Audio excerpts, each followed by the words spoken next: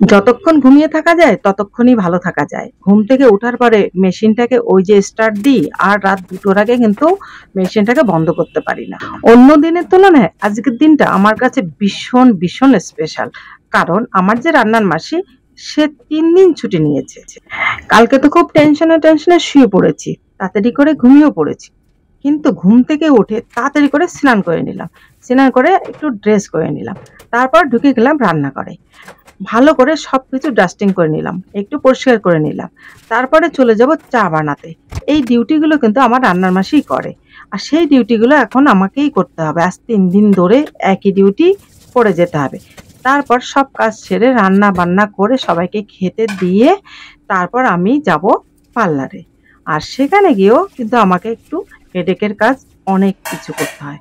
তার মধ্যে আবার রয়েছে অনলাইনে ক্লায়েন্ট মিট করা। যাই হোক, তোমরা তো দেখতে পেলে আমি কত ঝটপট করে সবকিছু ক্লিন করে দিলাম। তারপর রান্নাঘরে চলে আসলাম চাল ধুয়ে ভাত বসানোর জন্যে। চা বসিয়ে দিলাম। আর সেই ফাঁকে আমি কিন্তু একটু ছাতু খেয়ে নিলাম। আমি জানি আজকে আমার সকালে টিফিন খাওয়া একদমই হবে না। যাই হোক বন্ধুরা, নিজের পেট ঠান্ডা তো দুনিয়ার সবকিছু ঠান্ডা, সব কাজ ঠান্ডা মাথায় করা যাবে। চলো এবার সবার জন্য টিফিন রেডি করি। আমি কালকে ভেবেই রেখেছিলাম আজকে সকালে চা আর পাউরুটি ছেঁকে দেবো টিফিনের জন্য। আর সেটাই করেছি। হ্যালো বন্ধুরা, গুড মর্নিং। সবাই কেমন আছো? আশা করি সবাই ভালো আছো। আজকে থেকে ৫, ৬, ৭ এই ৩ দিন বেবি আসবে না রান্না করতে। তাই সকাল সকাল উঠে তাড়াতাড়ি করে স্নান করে রেডি হয়ে রান্নাঘরে চলে এলাম রান্না করতে।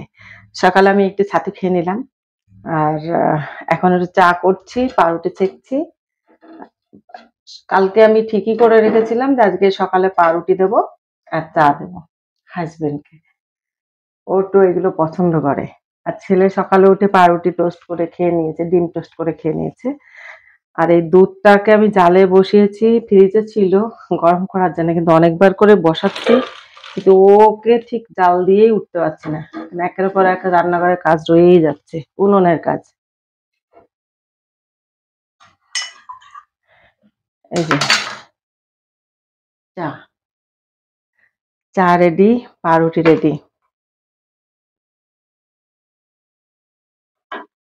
ভাতটা হয়ে গেল নাকি দেখতে হবে। ভাতটা বসিয়েছি, হয়েছে। এসে তাহলে ভাতটা নামিয়ে দেব।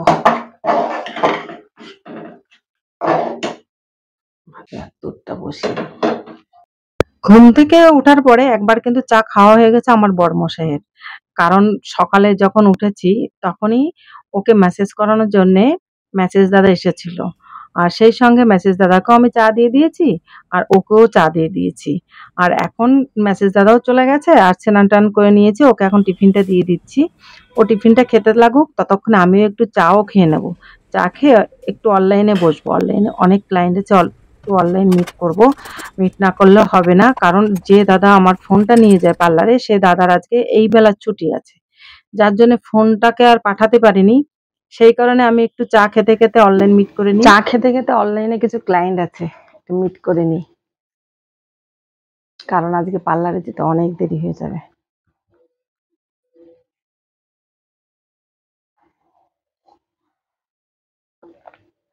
অনলাইন ক্লায়েন্টের সঙ্গে মিট করে তারপর গিয়ে দুপুরে রান্নাটা করবো। আর রান্নাটা করবো একদম সিম্পলি দুটো আইটেম। চশমাটা নিয়ে আছে, চশমা ছাড়া তো চোখে দেখতেও পাই না।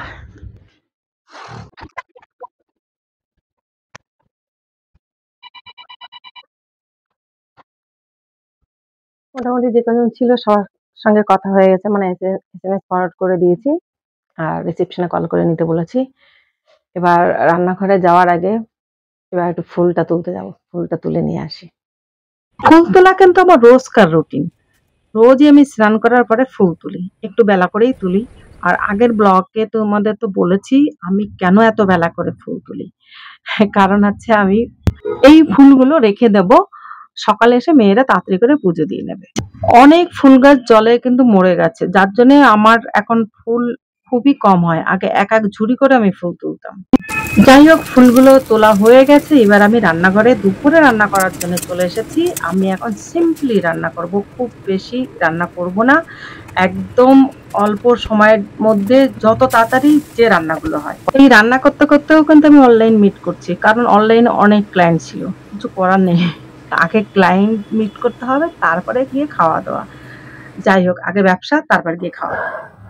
খুব সাধারণ রান্না করছি আজকে, একদম ঝটপট রান্না হয় হচ্ছে ডিমের ঝোল। তা ডিমের ঝোলই করছি। ডিমটাকে অমলেট করে নিয়েছি, অমলেট করে ডিমের ঝোল, মানে ডিমের কষা যেটাকে বলে। আর এবার 3 পিসের যে পাবদা মাছ ছিল, 3 পিস পাবদা মাছ ভেজে রেখেছি। আর এখন এই উচ্ছেটা দিয়ে পাবদা মাছের ঝোল করব। আমি কিন্তু পাবদা মাছের ঝোলের জন্য কিন্তু জল দিয়ে দিয়েছি, চলো তোমাদের একটু দেখাই। আমি এর মধ্যে কিন্তু ফোড়ন দিয়েছি জিরা, সাদা জিরা দিয়েছি, মেথি, রাঁধুনি আর কালো জিরে। আমি কিন্তু সবটা দিইনি, মানে মৌরিটা দিইনি। এই যে দিয়ে জলটা দিয়ে দিয়েছি। এবার আমি এই যে কাঁচা কাঁচা উচ্ছেটা রান্না করবো, ভাজবো না কিন্তু। তোমরা একবার একটু ট্রাই করে দেখতে পারো, দারুণ লাগে এই কাঁচা উচ্ছে দিয়ে ঝোল করলে। মাছটা যখন মানে উচ্ছেটা যখন সিদ্ধ হবে, তখন কিন্তু আমি দেবো, মাছটা দেবো।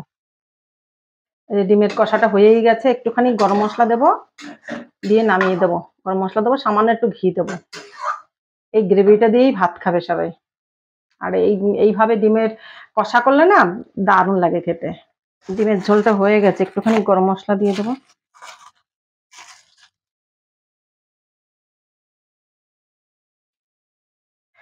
রান্না করার পরে তো রান্নাঘরের যা কাজ থাকে, মানে মাথা খারাপ হয়ে যায়। কত কাজ, একদম পুরো রান্নাঘর এলোমেলো দেখো। এটা সবার ক্ষেত্রে হয়, শুধু আমার ক্ষেত্রে হয় না, সবার ক্ষেত্রেই হয়। রান্না করার পরে রান্নাঘরের দিকে তাকানো যায় না যতক্ষণ না পরিষ্কার করা হয়।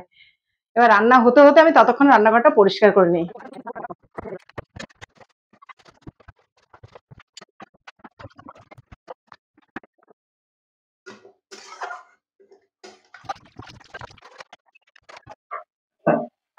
একদম সিম্পল রান্না, জাস্ট ফোড়ন দিয়েছি, এই ফোড়নেই কিন্তু মাছের ঝোলটা ভালো লাগবে খেতে।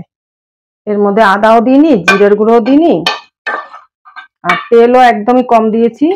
খুব কম তেলে মাছটা ভেজেছি, সেই যে তেলটুকু ছিল সেই তেলটুকু, এর বেশি দিইনি।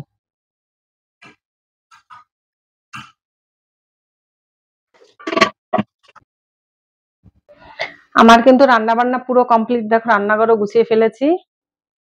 এবার শুধু দুটো খাওয়ার অপেক্ষা।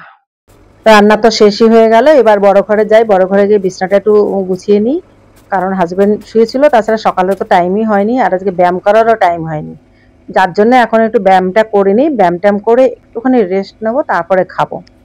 খাওয়া দাওয়া করে তারপরে যাব পার্লারে। আজকে একটু পার্লারে যেতে দেরি হবে, কারণ হাজবেন্ড বলেছে দুপুরবেলা আসবে, ওরা আসলে ওদের খেতে দেবো। খেতে টেতে দিয়ে তারপর আমিও দুটো খাবো, খেয়ে রেস্ট নেব, রেস্ট নিয়ে তারপরে যাব পার্লারে।